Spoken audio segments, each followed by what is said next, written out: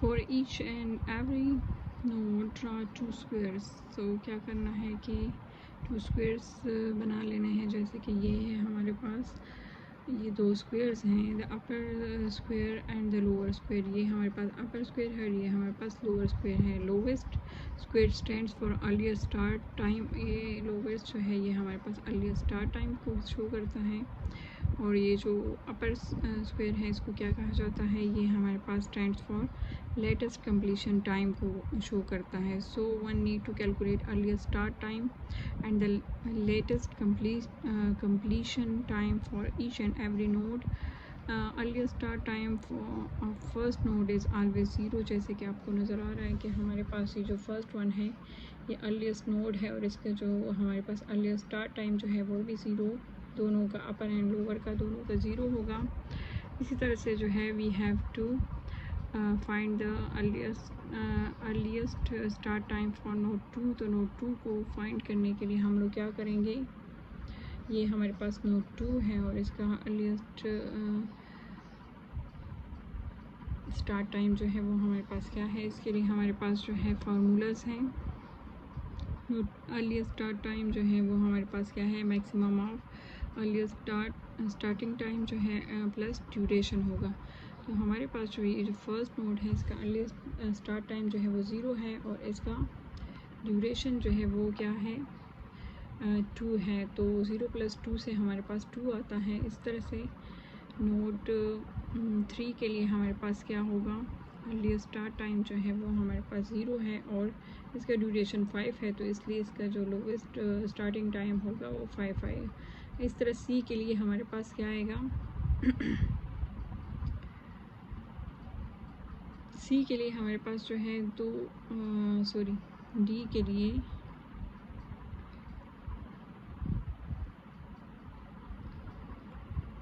अच्छा for node 3 जो है 0 + 5 हो गया। नोड 4 के लिए हमारे पास दो ऑप्शंस हैं, और ये हमारे पास क्या क्या है, start from activity 1 to 4 and 3 to 4।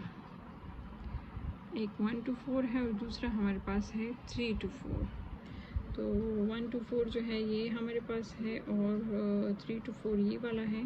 तो 0 + 4 से 4 आता है, और 5 + 5 से 10 आता है। तो जो मैक्सिमम वैल्यू होगी वो हम जो है लोवेस्ट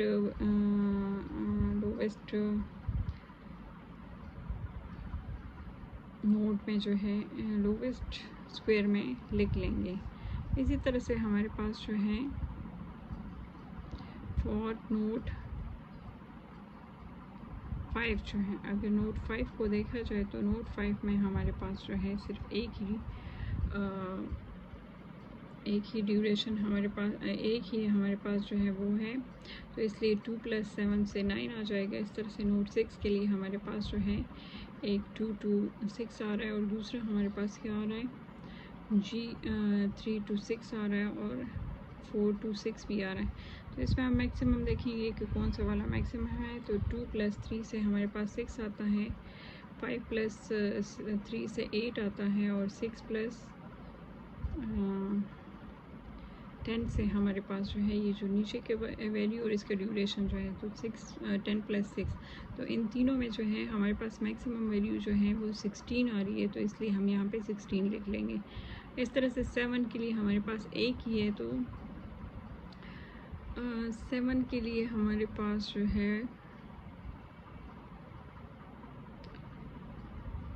10 + 2 से एक ही है, तो इसलिए 10 + 2 से 12 आता है, तो 12 लिख लेंगे। 8 के लिए हमारे पास जो है ये भी आ रहा है, 6 to 8 भी आ रहा है, और 5 to 8 भी आ रहा है। तो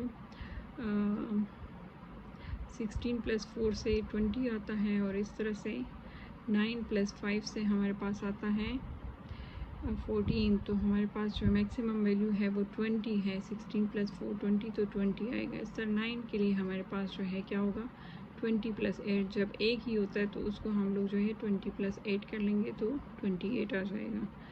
तो इस तरीके से हम लोग जो है ये डिफरेंट फाइंड करते हैं, डिफरेंट वैल्यूज़ फाइंड करते हैं, यानी कि मैक्सिमम पाथ हम देखते हैं कि जो वैल्यू मैक्सिमम होगी वो हम लोवेस्ट स्क्वायर में पुट कर लेंगे। और यहाँ पे ये सारी डिटेल दी हुई है। इन सब को हम लोगों ने इसी मेथड से कैलकुलेट करना है।